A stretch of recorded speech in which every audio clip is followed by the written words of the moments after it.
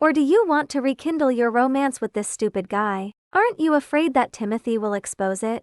It's you who fear, said Zachary in a slow and indifferent tone. I was so angry that I shook off his hand and quickly strode away. He kept up with a rush of footsteps. What are you afraid of? If no one is willing to marry you in the future, you can keep our marriage certificate with you. His gentle warm breath caressed my face. Was it a joke or a promise? I could not be sure. You're crazy, I scolded him in a low voice as he gazed at me with smiling eyes. By the way, this outfit doesn't seem to suit you. You'd better not wear it any longer. Why? The makeup artist praised it today. I'm a professional fashion stylist. Believe me, it's not suitable. Besides, didn't you say that you haven't gone to the gym for a long time? Do you think you still look good in such clothes that show off your figure? If so, isn't your birthday gift a little useless? Zachary raised his eyebrows slightly as he spoke. Then this birthday gift is invalid now. Give me a new one. Greedy? I'm greedy? Do you think you're a little mean to your legal spouse?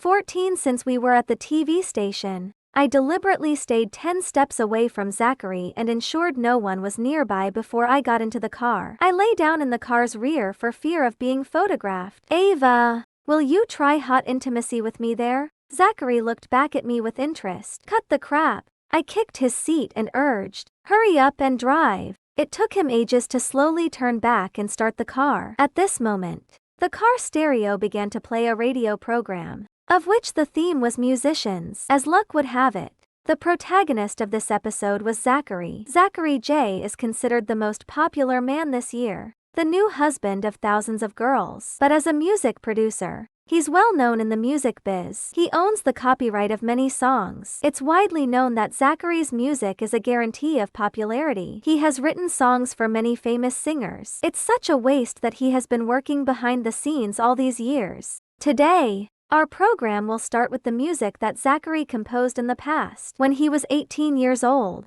he created his first piece of music named Crush on the One and Only. Before the program host finished his words, Zachary turned off the stereo. I sat up from the seat, still unsatisfied. Hey, why did you turn it off? It was about to play your music. Zachary raised his eyebrows slightly as he looked ahead, saying, there's nothing to listen to. It's embarrassing, but I want to hear it. It's your maiden work. I strongly protested. Wait, you wrote it at 18, and it's called Crush on the One and Only. Zach, did you have a crush on a girl then? The tips of Zachary's ears were visibly red. He closed his mouth tightly and pretended not to hear. Did it happen in the 3rd year of high school or after graduation? Did you get rejected when you professed your love to her? I kept speculating as Zachary remained silent, but I felt a little sad at the same time. No, I didn't tell her. Why? Because he deliberately dragged out his words and stopped the car at the traffic lights. He glanced at the red light in front of him and then turned around to give a glimpse at me. She had a wandering eye. She had fallen for so many boys that, you know, an innocent boy like me would have no chance to gain her love. With this, my words were stuck in my throat. I didn't expect Zachary to fall in love with such a girl. How long did your crush on her last?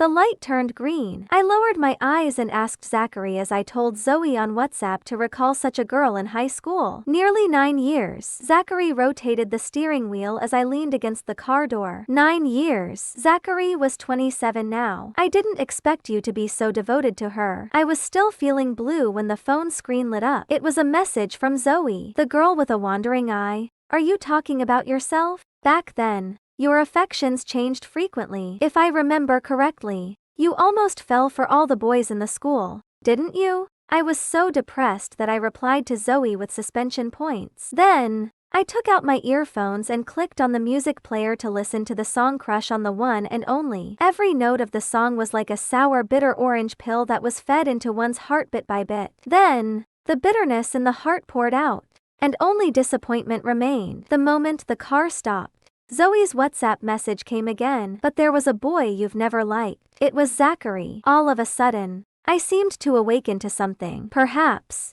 there was a slight possibility that Zachary's crush was me. When we got home, my mother felt sorry that Zachary had lost much weight and blamed me for it. Then, she threw me a shopping list and asked me to go out. I had no choice but to reluctantly obey. However, It was not until I reached the checkout counter that I realized that I didn't bring my wallet and phone with me. Damn, a total of $55. Cash or? The cashier was stunned when she saw me rummaging through my pocket. She tilted her head and asked, "Miss, you will pay by Apple Cash." A familiar voice sounded behind me. I looked back and saw Zachary, who had his face covered and only revealed his smiling eyes. "Didn't I tell you to wait for me? You're always so careless." Zachary reached out and ruffled my hair. "Did you follow me all the way?" I leaned over and whispered, "Mom was worried that you were too slight to carry the stuff, so she asked me to come and help." Zachary bent over me and said, "Ava, you're not very vigilant." I nudged him and said with my teeth gritted, "Bad guys are not so idle as you." After paying the bill, Zachary took all the stuff in his hand before I did. I quickly caught up with him. The cold wind blowing outside pained my face a bit. The snow just began to fall out of expectation. A man happened to sing with a guitar in the snow. "Hey, Zach," an idea suddenly came to my mind. "How about playing Truth or Dare?" Zachary walked in silence and slowly turned his gaze to me. "I'll take it as a silent yes," I quickly uttered, not giving him a chance to refuse. "Truth is who is the girl you have a crush on. Dare is to sing a song there." I pointed with my chin to the boy who was singing in a deep voice not far away. "Okay." Zachary walked toward the boy. 2 minutes later, he began singing while playing the guitar. The song he chose to sing was unexpected and surprising. It was my favorite song. His shoulders and the tips of his hair were sprinkled with snow. The street lamp stretched his long figure while the bustling pedestrians all stopped to listen. It was like a dream when I stood at the very front, overwhelmed by the wonderful scene. As I woke up from the dream, I found that there were a lot of raised mobile phones around me, and Zachary was at the center of those screens. Seeing this, I couldn't help but hasten to walk up to Zachary and interrupted his performance. This was a stupid idea. "Run!" I gave the guitar back to the boy and pulled Zachary toward me. We rushed out of the crowd and left a row of footprints on the snow. As the snowflakes glistened in the light of the night, our hands were red because of the cold wind, but our palms holding together were warm. After we were far away from the crowd, we slowly stopped and gasped for breath. Zachary pulled off his mask and stared at me, smiling. He said, "You suggested we play Truth or Dare. Why did you chicken out?" "I didn't expect you to dare. Didn't you fear being recognized?" I glared at him and said, "It's your turn now." Zachary smiled mysteriously and said, "I'll keep this chance and use it next time." "Humph, it's up to you. I have no fear." 16 after dinner, Zachary drove me home. Tonight, he acted like he was drunk. He had not only sung in public but also discussed with my parents the plan for our honeymoon and having children in the future. During the discussion, I kicked him several times and motioned him to stop, but he was still in high spirits, which made my parents grin from ear to ear. "Zachary?" After the car was parked before my house, I couldn't help asking, "Are you drunk or out of your mind?" Zachary ignored me. He unfastened his seatbelt and got out of the car to open the door for me. He suddenly approached me and lowered his eyes with a smile. "I'm sorry to disappoint you. I'm completely fine." His breath was hotter than the last time he was hammered and had a fever, making my heart skip a beat. "Then why are you acting so weird today? Don't be so close to my parents. I'm afraid that they can't bear to part with you when we get a divorce later." "I know what I'm doing." Zachary took a step back so I could get out of the car. "Be careful. Don't drive too fast." I couldn't help but turn around to remind him, only to meet his earnest gaze. "All right." He nodded slightly at me. After a tiring day, I took a hot shower immediately. As I had just dried my hair, I received a call from Zachary. "Ava, I'm downstairs." I immediately changed my clothes and rushed downstairs. I found him standing in the snow. It seemed he had been here the whole time after I had gotten home since the snow had piled up on his shoulder. I quickly stood on tiptoe to sweep away the snow on him. His clothes were more or less moist with the snow. "Zachary, you must be drunk." Before I could finish my words, he grabbed my shoulders with both hands. I curled up my fingers and rubbed them on his coat. I intended to calm down in the snow, but then I found it didn't work. His hot breath blew into my face, blurring his good-looking face in my sight. My thoughts were also messed up by him. Then, he bent his head and blocked the light in front of me. His lips, which had been frozen by the cold wind, fell on mine. I shivered with cold and was then overwhelmed by the warmth and softness of his tongue. Our breath was entangled with each other. My hand was pulled into his pocket,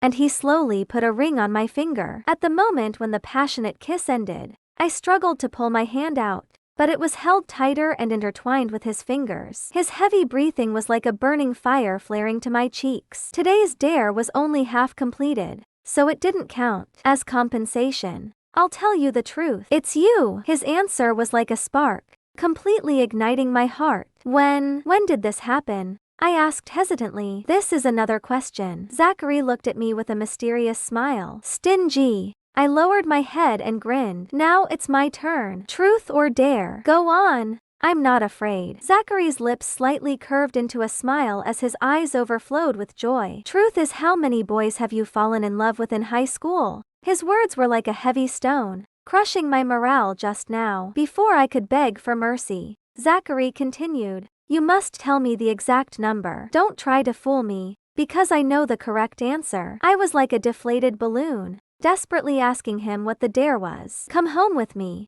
he answered. We've just been together. Don't you think you go a little too far? I poked his shoulder as my face burned with embarrassment. Let me remind you kindly, we're married, he said slowly, pinching the ring on my finger. That's a fake marriage, I retorted. A fake marriage? He leaned over to my ear, clasped my waist with both hands and pulled me into his embrace. Miss Ava Jones, our marriage certificate is real. Our wedding rings are real. And our feelings are also real. Do you still think it's fake? Take my baggage. Yes, madam.